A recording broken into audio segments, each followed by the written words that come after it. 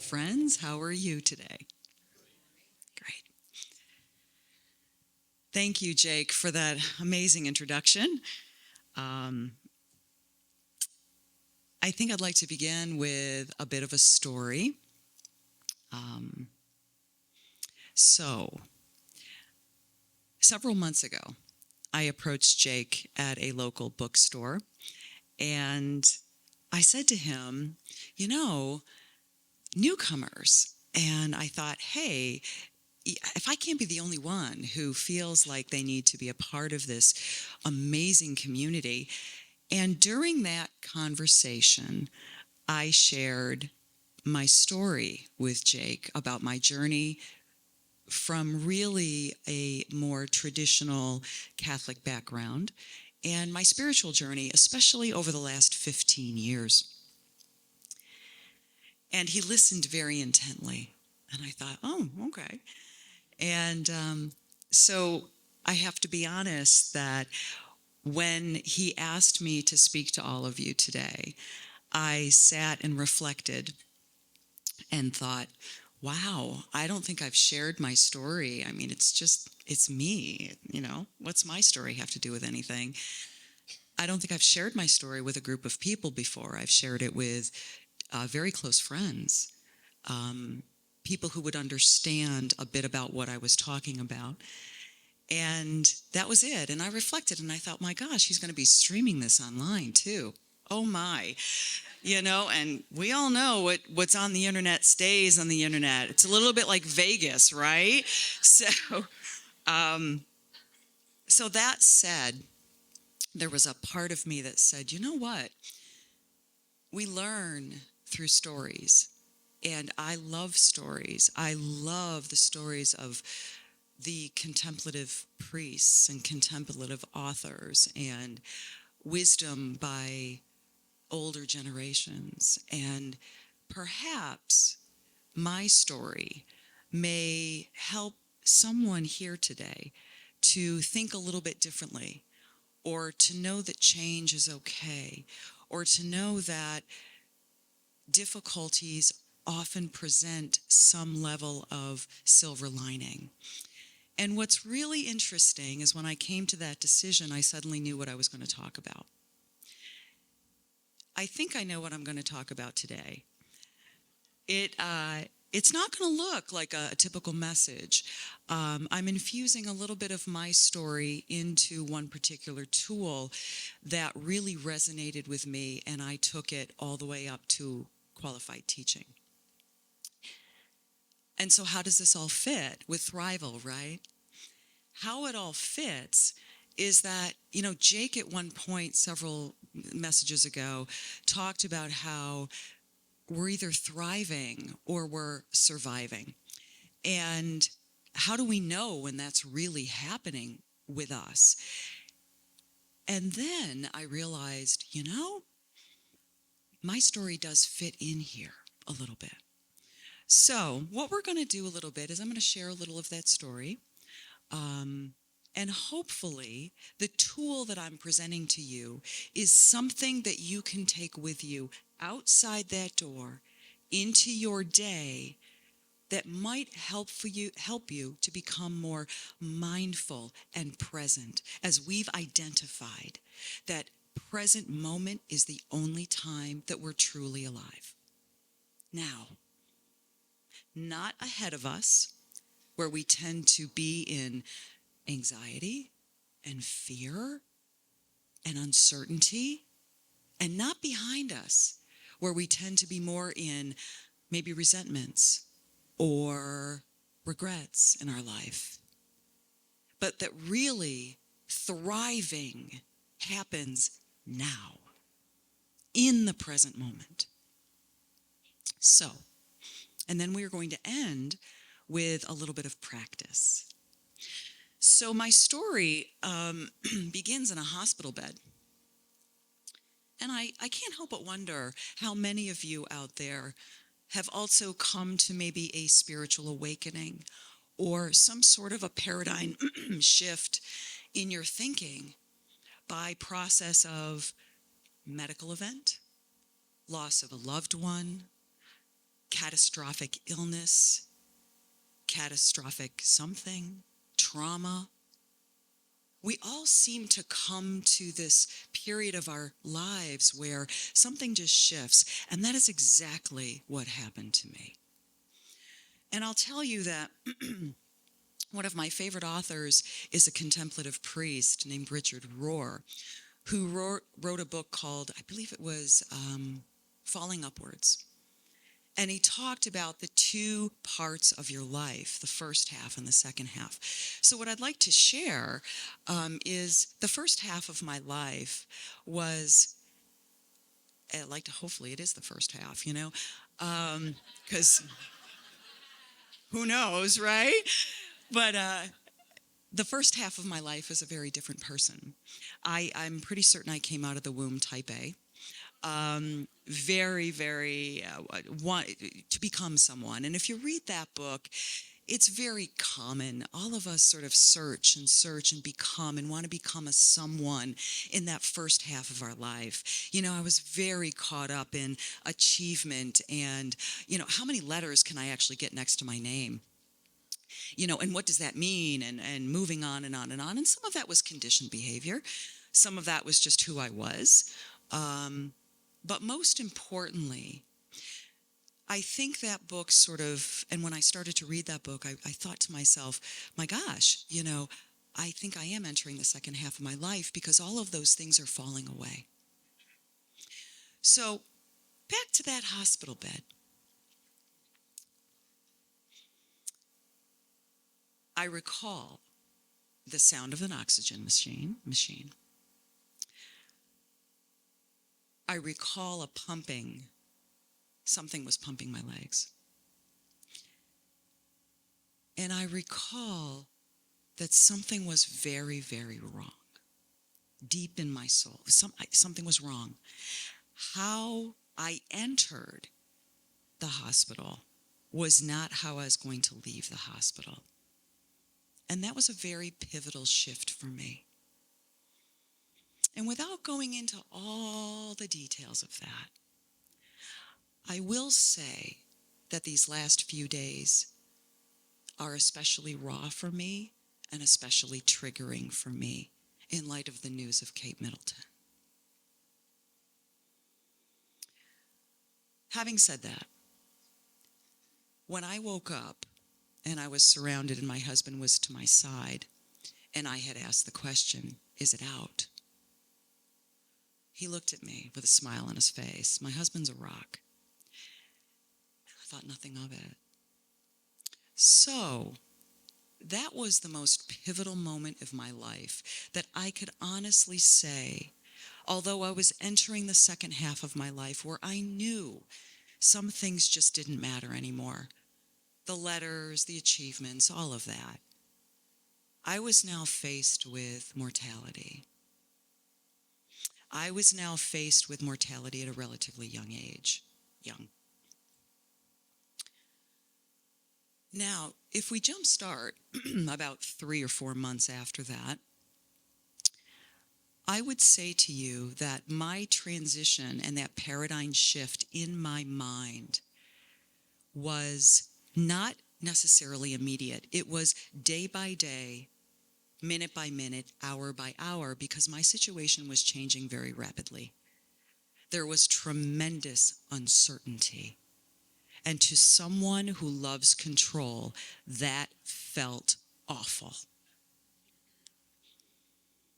There is nothing, probably, at least in my experience, like a diagnosis to totally change how you think about now and mortality in your life and future. So the course of the next month, 2 months, 3 months, 2 years after that particular moment, I changed my life. The entire trajectory of my life changed. I started to become very, very comfortable with uncertainty, but not without a tremendous amount of pain. I devoured books. I loved books on reading, on healthy eating, stress management, right? all of these important things that I thought, wow, I didn't recognize these things before. And one of the other pieces of recovery after the type of surgery that I had was, you slow down. And I'm from upstate New York. That's a little counterintuitive. Now, granted, I'm not in the city, but still.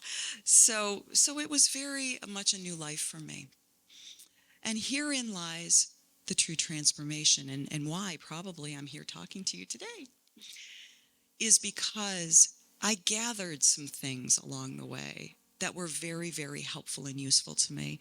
I devoured amazing amount of books from contemplative authors from all walks of life, and I started to question my Catholic roots. I started to question what I felt was maybe hypocrisy in that. I started to question my beliefs, my thoughts, my actions, and I became very, very present in the now. So with that, I'd like to share with you just a few things that led me to mindfulness based stress reduction. And it's probably why Jake felt it was necessary to tell a little bit of my story, is because how I am now is not how I was. Change is okay. So I'm going to try to master this and see where we go. Ooh, there we go. Thank you, Jake. I'm used to a different pointer, but here we go. So just so everyone knows, when I do speak, and I do have experience with speaking, it's hard for me to sit in a chair. I'm usually moving around the room, and I realize for this particular topic, I'm going to try to stay put. But if you see my foot move a little bit, that's just that energy moving up out of me. So let me share with you 4 specific ways in which I started to look at life very differently. And it is my intention and my hope and my prayer that something out of the next 20 minutes of what I'm saying to you maybe resonates with you. So, suffering. So anyone here who's had any type of Buddhist training or practice, there is suffering in this world. And what I came to realize after really sitting with that is that, okay, it's great to say suffering, but my practical interpretation to that, and I really do not offend, I don't want to offend anyone here, is shit happens. And sometimes, most of the time, I can't control what that is, that there is suffering in this world and things happen, and I didn't control it. I can't control it. I can't cure it. I can't calm it down. It just happens. And that came out of realizing that if I had run just one more marathon, I would not have kept cancer at bay. That came out of realizing that I did everything right. Maybe, just maybe, things just happen. It wasn't that I had that extra soda. Things sometimes just happen. Secondly, things change. Again, a little bit of a Buddhist tradition here of impermanence. Well, butterflies don't become butterflies by just staying stagnant, do they? So change happens and things change. And part of my experience with things changing was I started to have to get used to that. I needed to become used to the fact that I did not know what was going to happen the next day.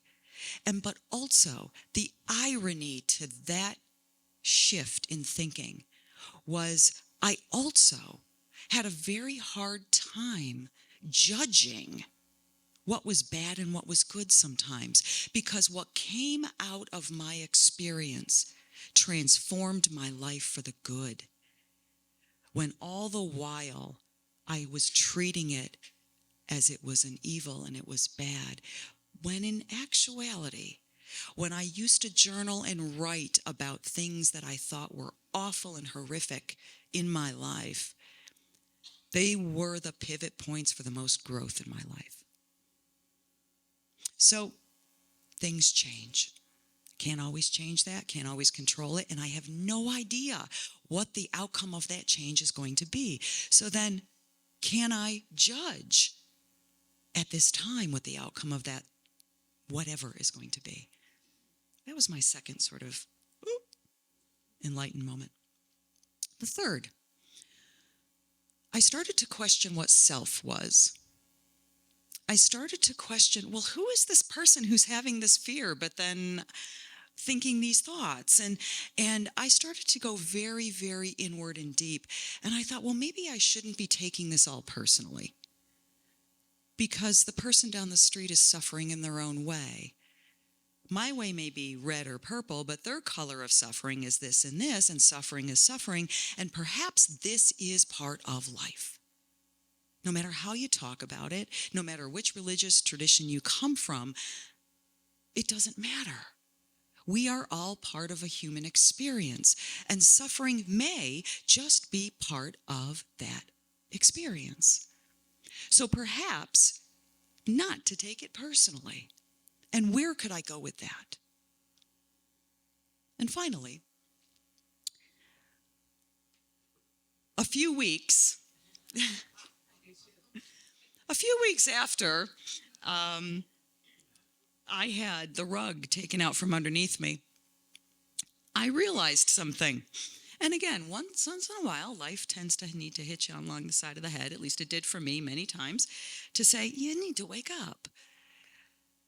And I realized that my thoughts and what I truly thought was going into that surgery, which was only exploratory and only 30 minutes, turned out to be 4.5 hours and quite invasive, that I really shouldn't believe everything I think. And believe it or not, that one question in my life, that one curiosity of, if I don't believe everything I think, then what's my truth? What is it? Let's look through the lens of curiosity instead. So why I'm sharing this is because those 4 particular topics and thoughts, and there's a few more, really led me to resonate very, very strongly with a particular tool in my box. So, here's a toolkit. And all of us go through this life. I've had 50 or so years of life, and I have developed different tools at different times that have worked for me, and some have not worked for me. And I call them, tools for spiritual living, tools for healthy living. And I created a toolbox after my experience that involved mindfulness, that involved healthy eating, that involved looking at my stress, that involved a lot of things. It was a true lifestyle change. So what I'd like to do for my remaining time is to share with you my tool. And my tool is Mindfulness Based Stress Reduction. It's a mindfulness program. It's very systematic. And I'd like to introduce you to one of my absolutely favorite authors, Thomas Merton, the contemplative Cistercian monk who's since passed. I believe it was in 1968, but who I have devoured almost every one of his books and writings and journals. And he wrote on meditation in the last several years of his life as he started to explore more of the Asian traditions.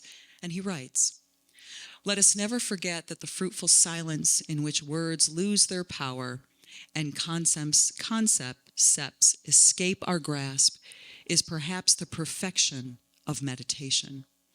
We need not fear and become restless when we are no longer able to make acts." Well, that spoke to me. Instead of a human doing, I became a human being. Rather, we should rejoice and rest in the luminous darkness of faith. This resting is a higher way of prayer. And why I loved this is because it really spoke to some of my religious roots that still was deep inside of me.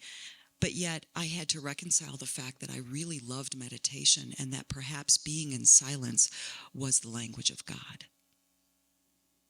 And for me, it turned out to be. So, let me share with you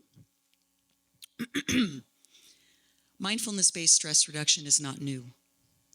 It began in 1979 by Jon Kabat-Zinn. And I'd like to introduce you to this particular tool in its truest forms. Mindfulness is about being fully awake in our lives. It is about perceiving the exquisite vividness of each moment. And through this, we gain, immediate access to our own powerful inner resources for insight, transformation, and healing. So, in 2017, I became a qualified mindfulness-based stress reduction teacher. I was trained at the University of Massachusetts Medical School Center for Mindfulness, and the whole reason why is because I picked up his book, Full Catastrophe Living. I loved that book. That book is what prompted my exploration into the present moment, into my fighting of the present moment, and into an awareness of what was happening in my life so that change could take place. And I wanted so desperately.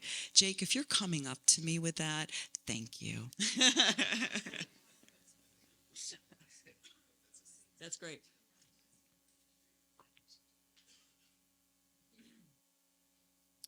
It's springtime. Allergies. Where was I?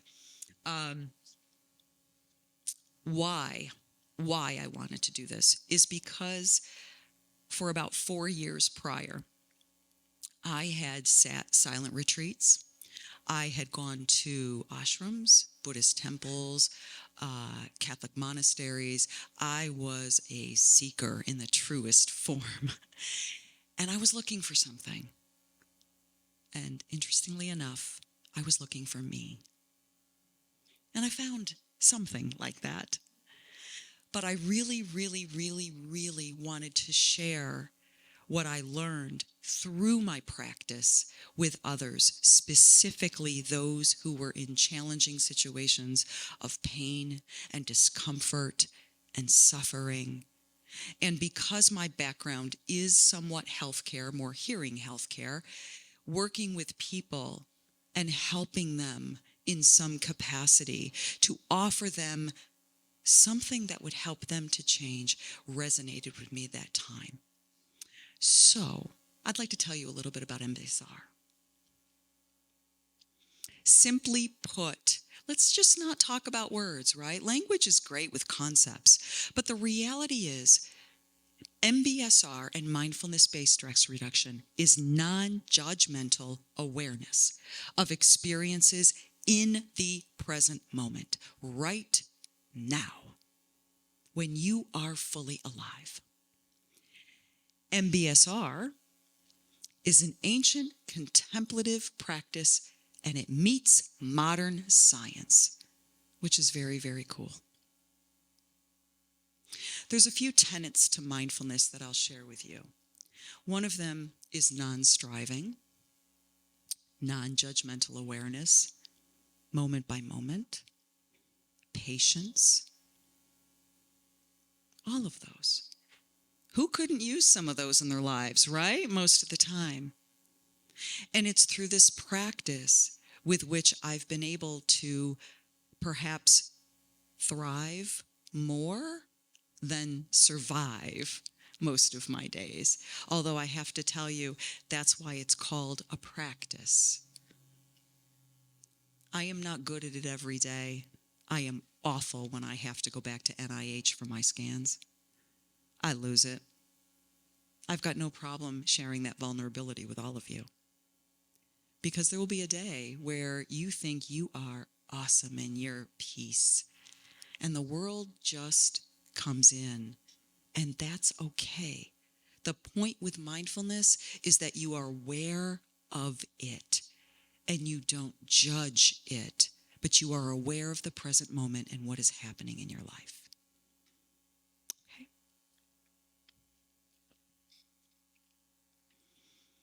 Okay, whoop, sorry, gotta go back. Hey, I did it, Jake. There's a few other things that I'd want to share that I did not put up on this screen. We'll keep it here. Is that mindfulness actually is based on some Buddhist principles, for sure, right? Without a doubt. It's based on Buddhist psychology. It's based on Western thought. It's based on education. And a little bit about it is it's very systemic in its nature. That we begin an MBSR program and a mindfulness-based program with exactly where you are right now. So people come to the program with wherever they have, whatever they have going on in their lives, and we begin at step one. It is a time commitment. It is a lifestyle change. It actually is something that will require you to commit at least 45 minutes a day to practice of what is happening in the present moment, specifically the body at that time. So it's really not just sitting. It's not just saying, okay, I'm at peace at this time. It's not any of that. And a lot of people look at me and say, well, I can't sit for that long. And the reality is, you don't have to sit for that long. The reality is, if it's only 5 minutes, it's okay.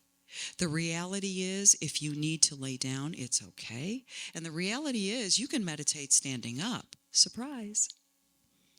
And it might be okay for you to do that too. Okay? So this program begins and takes you through perception and how we perceive things in life. It takes you through stress reactivity and what that feels like in the body. It takes you to communication and talking about how communication affects the body and your mind and your thoughts and communication in your life. And very importantly, and one of my favorite things in mindfulness is that it also helps you to become aware of eating and mindful eating and what that feels like. So it's a full program.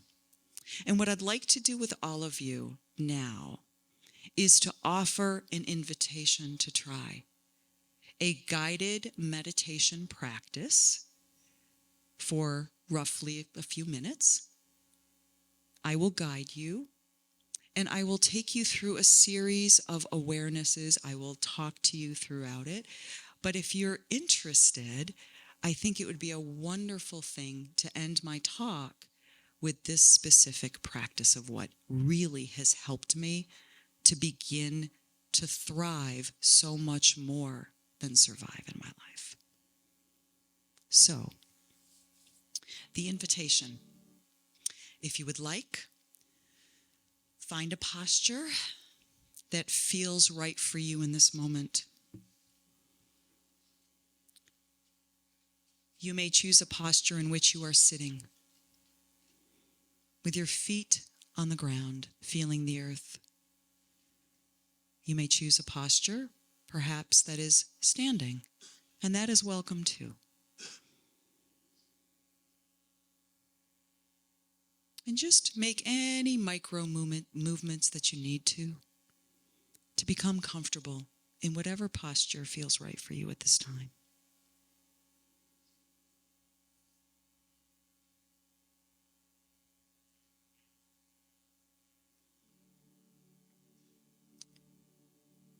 If you would like, you may keep your eyes open if it feels right for you. Perhaps looking down a bit ahead of you. Whatever feels right in this moment, in a posture that is comfortable and dignified and helps to support your awareness of the present moment.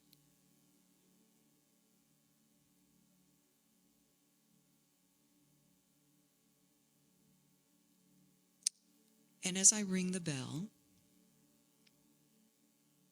I invite you to begin this journey in mindfulness and meditation with the awareness of sound.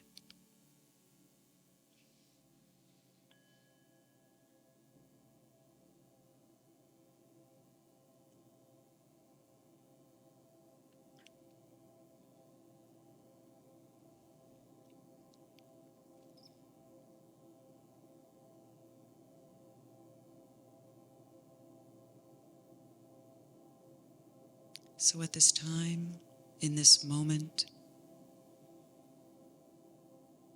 the sound of the bell has rung. If you can in this moment, become aware of your breathing. Whatever that may feel like for you at this time. Perhaps an image of a flashlight, just focusing maybe at your chest or your nostrils. Just notice your breathing at this time. For some, it might be the gentle rise and fall of the chest, the diaphragm. And perhaps for some, you might notice the gentle flow of air in through the nostrils. It may be cool. Notice that perhaps when it exhales, is there a change in temperature?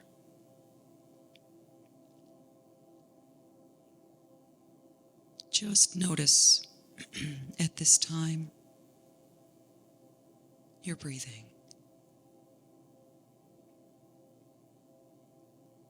And if you can,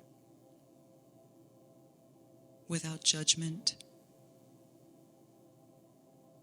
just notice if perhaps you're trying to control the breath.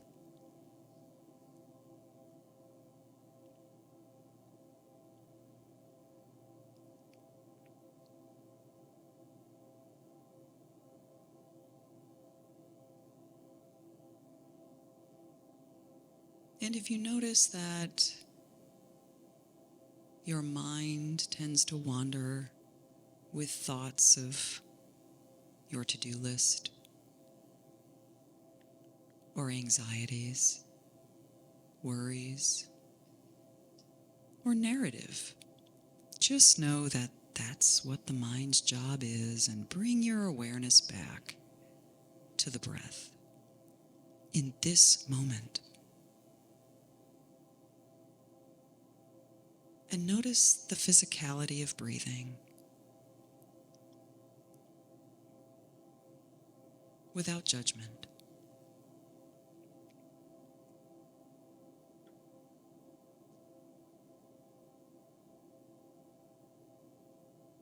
And if the image is right for you, take your flashlight and let's very gently, when the time is right for you, shift your awareness to the soles of your feet.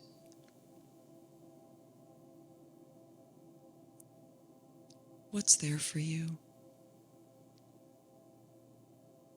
Is there sensation of some kind? Just notice. Notice both feet firmly planted and the earth supporting you. And gently move up your leg, your right leg, your left leg. Any sensations are to be noted. Perhaps there's ache, or maybe there's pain to explore. Can you turn towards whatever is there for you?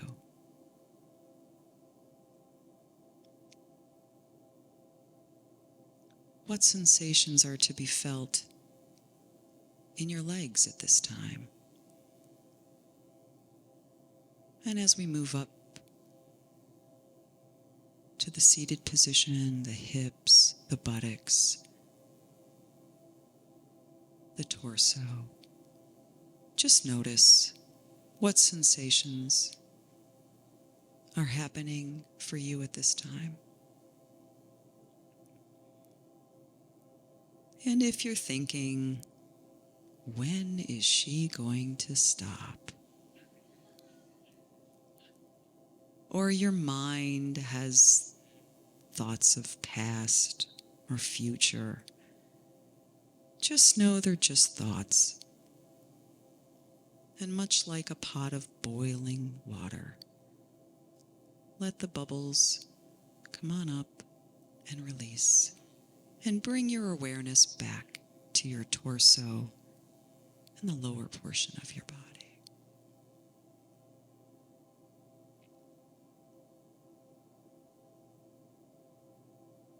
And move up to arms, chest, back. What's there? Is there tension? Is the mind and the body saying you need to reposition? Just notice those feelings. Notice the sensations, the thoughts. And if there is discomfort, can you befriend that today, right now?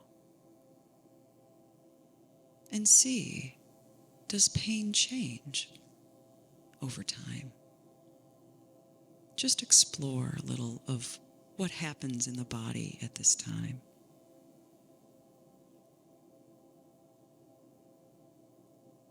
And as we move up to the face, the head, the neck, shoulders, what can be felt for you right now?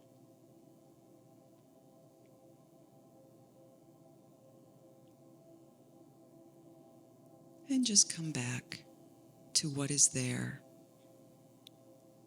to be felt, to be noticed, to be accepted right now.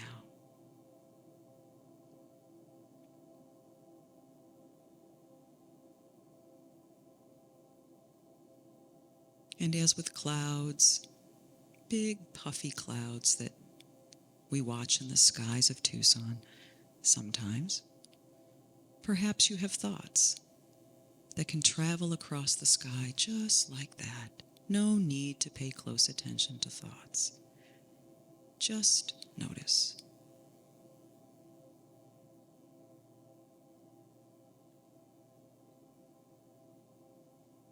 And the invitation at this time is to move your awareness to your ears. As we begin to take in the mindscapes of what is happening in this room with sound.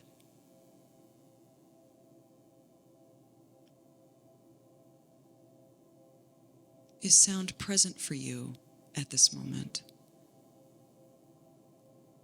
What is the quality of the sound? Perhaps it's traffic noise, the sound of your own breathing. Just notice.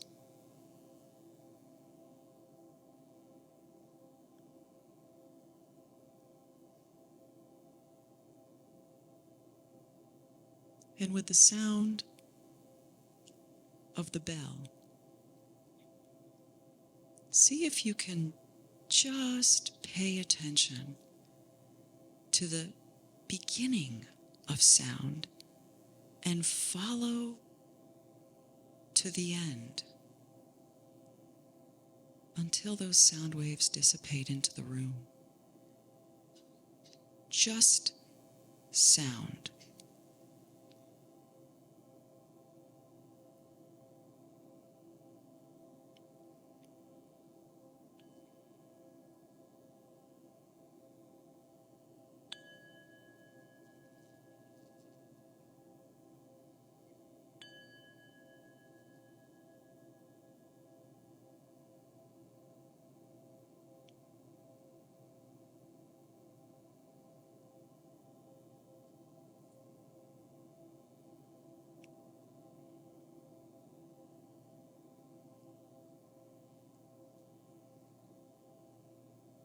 When you are ready and comfortable, open your eyes when it is right for you. Take a moment to notice if you've had your eyes closed. Become aware of the sight, the color, the light in the room.